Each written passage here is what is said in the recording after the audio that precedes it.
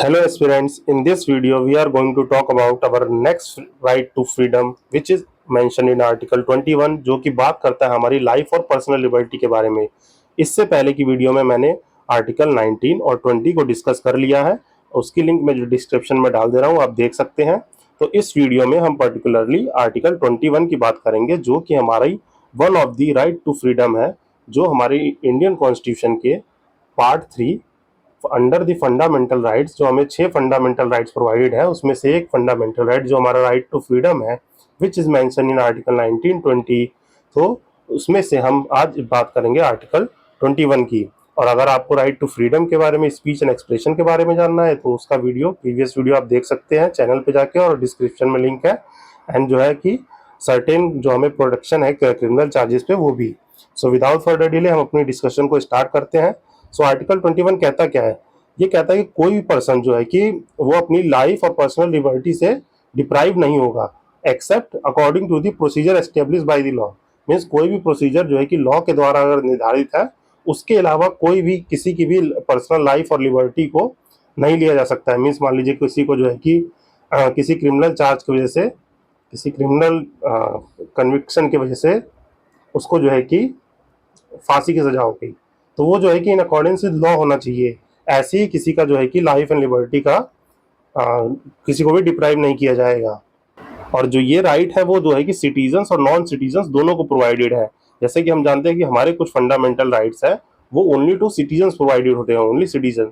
But this fundamental rights provided both to citizens and non citizens. Means जो हमारे other foreign countries के member है, means other countries के member, उनको भी ये फंडामेंटल राइट प्रोवाइडेड है।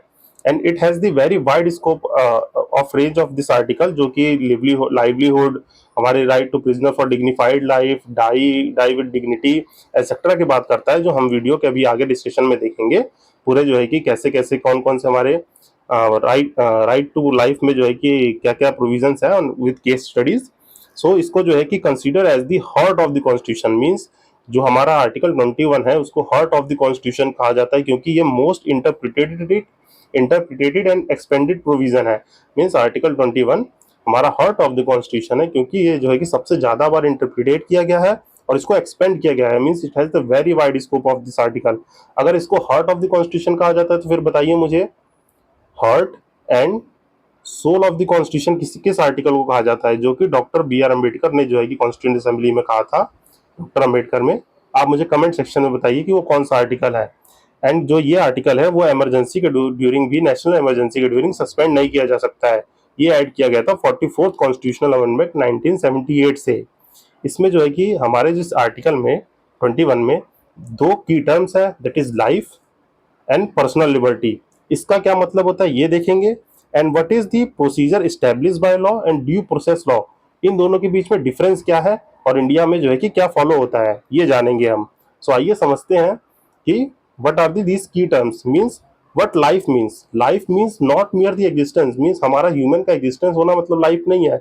ऐसे जो है कि एनिमल्स हैं एंड देन जो है कि अदर क्रिएचर्स भी हैं, but life doesn't mean only mere the animal existence of something, but it has to be mean the dignified life. Means एक डिग्निटी के साथ जो है कि लाइफ को जीना, ये आर्टिकल उस लाइफ की बात करता है। Then what is the personal liberty? Personal liberty it means the wide range of freedom beyond the article 19। Means जो आर्टिकल 19 में हमें जो है कि सर्टेन फ्रीडम प्रोवाइडेड है, मीन्स जो वहाँ पे हमें 6 फ्रीडम ऑफ जैसे स्पीच, असेंबल और इन सब चीज़ों के लिए रिसाइड और सेटल प्रोवाइडेड है, इसके बियॉन्ड जाता है। जैसे मान लीजिए आर्टिकल 19 में जो है कि हमारे क्लॉज जो है कि एक क्लॉज बात करता है कि हम जो है कि कहीं भी इंडिया में हम मूवमेंट का जो है कि हमें फ्रीडम है, इंडियन में विद इन कंट्री हम जो है कि इंडिया में कहीं भी मूवमेंट कर सकते हैं। But article 21 also talk about कि किसी को कंट्री छोड़ के जाना है तो वो जो है कि राइट टू लाइफ में अपनी जो है कि सिटीजनशिप को खत्म करके इस कंट्री को छोड़ के जा सकता है। इसलिए जो है कि इसका जो है कि wide range of freedom beyond the article 29 है इस पर्सनल लिबर्टी का मीन्स। सो आइए हम जानते हैं कि what is the difference between procedure establish by law and due process of law. It basically means only कि जो procedure establish by law, means procedure establish by law means जो भी लॉ को कोई भी एस्टेब्लिश कर दे। मीन्स अगर कोई लेजिस्लेशन है, कोई लेजिस्लेशन अगर किसी असेंबली या लेजिस्लेचर्स के द्वारा जो है कि इस्टेब्लिश किया गया है तो उसे जो है कि प्रोसीजर इस्टेब्लिश बाय लॉ कहा जाता है। But in due process of law, legislature उसको परफॉर्म तो कर रहे हैं, लेजिस्लेचर उसको जो है कि बना तो रहे हैं, बट वो जो है कि फेयर हो, जस्ट फेयर एंड रीजनेबल भी हो। मीन्स वहाँ पे थोड़ी मोरालिटी और इन सब की चीज़ों की भी बात होती है। तो ये ड्यू प्रोसेस लॉ में ये देखा जाता है। सो आइए देखते हैं इनका ओरिजिन क्या है। जो प्रोसीजर स्टैब्लिश बाय लॉ है उसका ओरिजिन है British origin, and due process of law इसका ओरिजिन है constitution of the United state, means ये यूनाइटेड स्टेट का ओरिजिन है।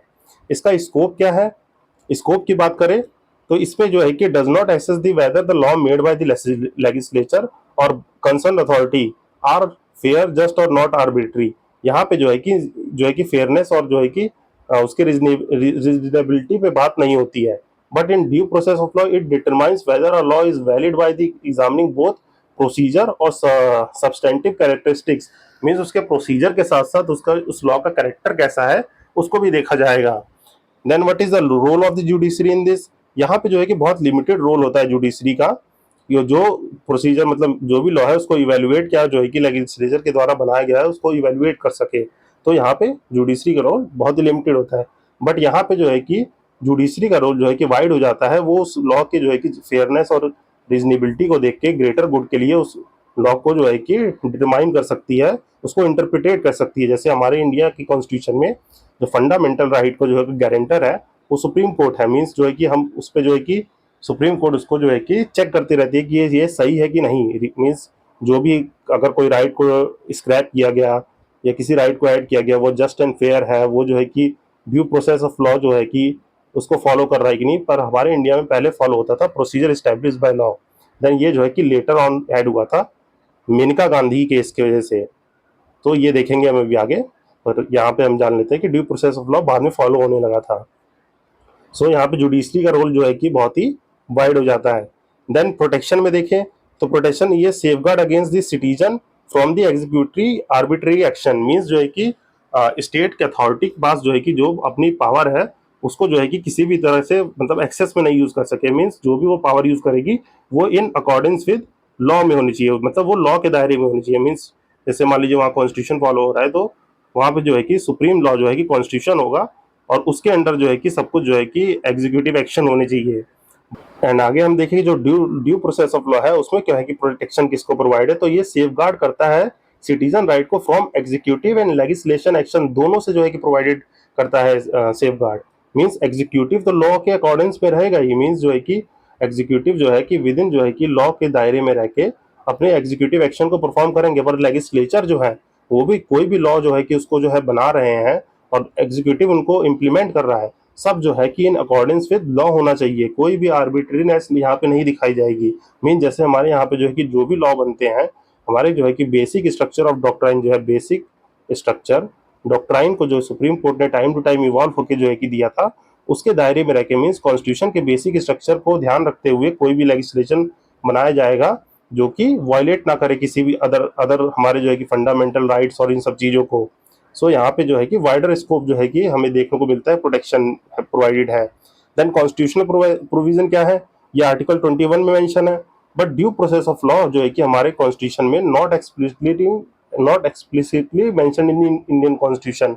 Means procedure establish by law तो हमारे कॉन्स्टिट्यूशन में मेंशन है, बट ये जो है कि लेटर ऑन मैंने जैसा कि बताया कि मेनका गांधी केस से जो है कि फॉलो होने लगा था, और इसी केस ने जो है कि हमारा एक डॉक्ट्राइन मतलब कि स्टैब्लिश किया था जिसे गोल्डन ट्रायंगल डॉक्ट्राइन बोलते हैं। मीन्स जो आर्टिकल 14 एंड 19 एंड 21 अगर कोई भी लॉ जो है कि इन तीन आर्टिकल्स को वायलेट कर रहा है तो उस लॉ को जो है कि वॉइड डिक्लेयर कर दिया जाएगा। और ये गोल्डन ट्रायंगल डॉक्ट्राइन जो है कि आईआर कोइलो केस में जो आई थी इसमें जो है कि 14, 19 और 21 इस टेस्ट को जो है कि गोल्डन ट्रायंगल टेस्ट को किसी भी लॉ को जो है पास करना होगा तभी वो लॉ है, नहीं तो अगर सुप्रीम कोर्ट चाहे तो उसको जो है कि इन तीन लॉ से अगर वो फेल हो रहा है तो उसको वॉइड डिक्लेयर कर देगी। सो ये हमने देख लिया what is the difference between procedure establish by law and due process of law. So हमारे इंडिया में कॉन्स्टिट्यूशन में procedure establish by law in article 21 mention है, but it is not explicitly mention in about the due process of law. So आइए इससे related हम जो है कि जजमेंट एंड केस देख लेते हैं। तो फर्स्ट केस है AK गोपालन केस जो कि 1950 का है। इसमें क्या बात की गई थी, इसमें देखिए बात किया गया कि protection under article 21 is available. Means arbitrary action जो है एग्जीक्यूटिव का उसके अंडर जो है कि प्रोवाइडेड है। मीन्स जो है कि एग्जीक्यूटिव जो भी पॉलिसी इंप्लीमेंट करेंगे वो विद अकॉर्डेंस विद लॉ करेंगे।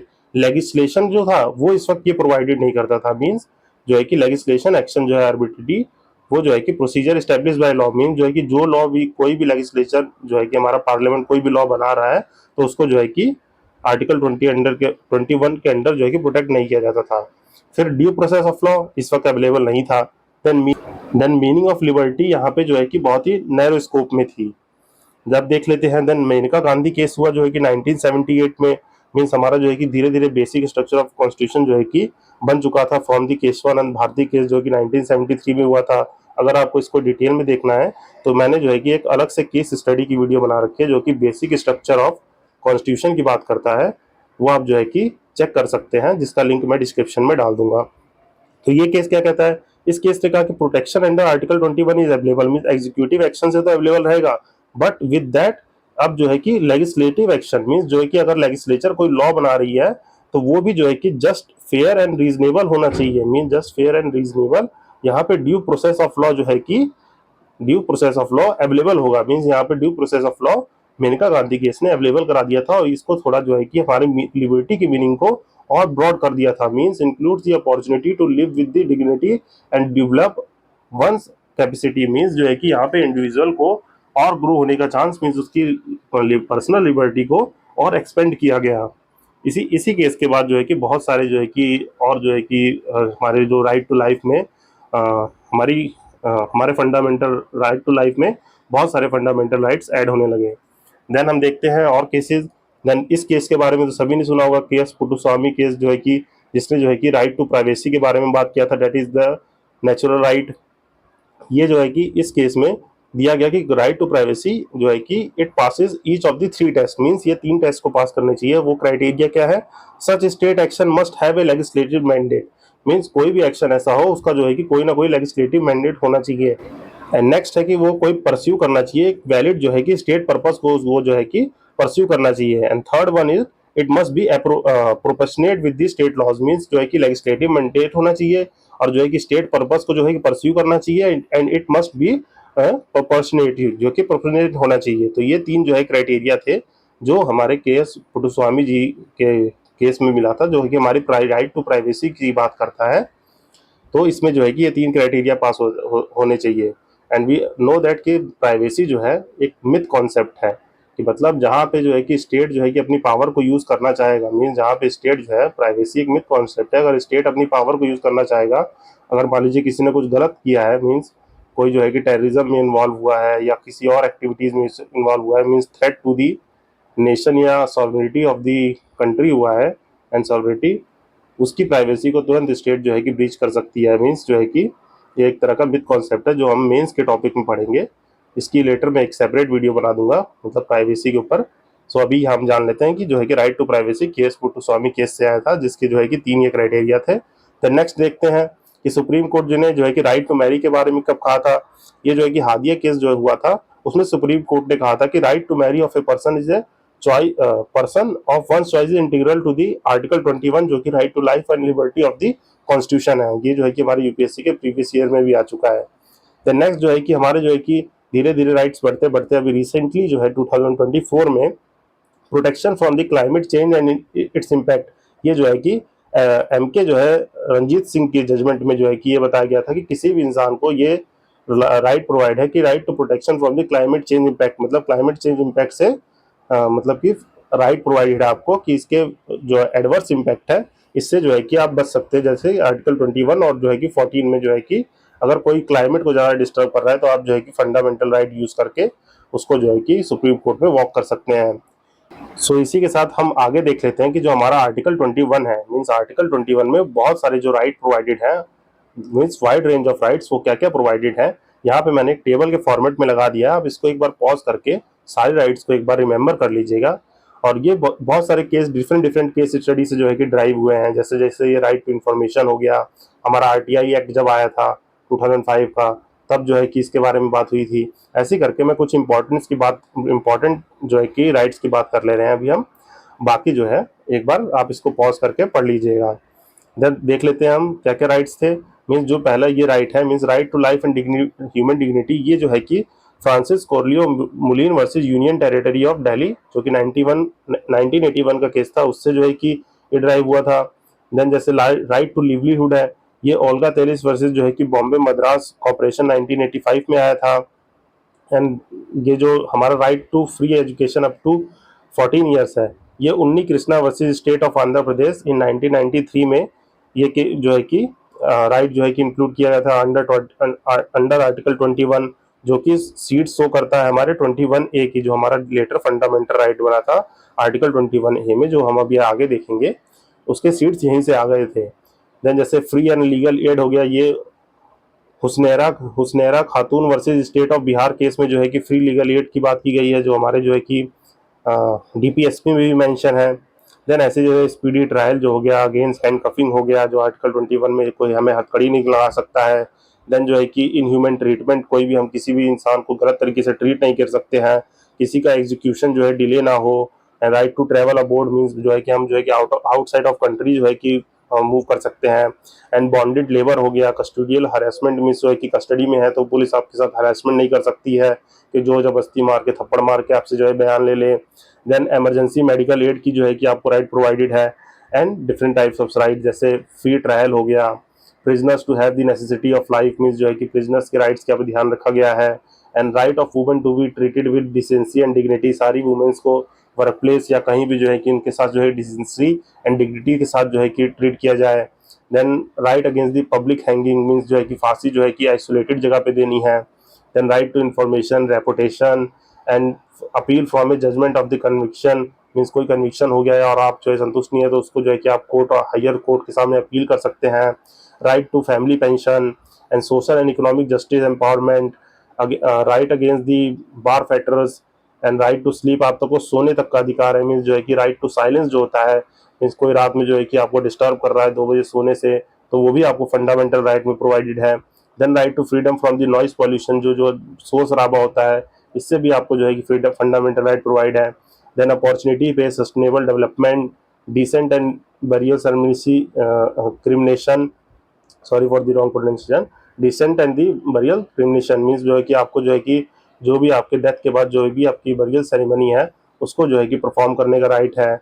और जो है कि ये हादिया केस से तो हमने देख ही लिया था कि अपने मैरिज अपने पर्सन की चॉइस से करना, ये भी एक फंडामेंटल राइट है। देन जो है कि right to die with dignity, जो कि हमारे यहाँ पे इथुनेशिया का कॉन्सेप्ट है।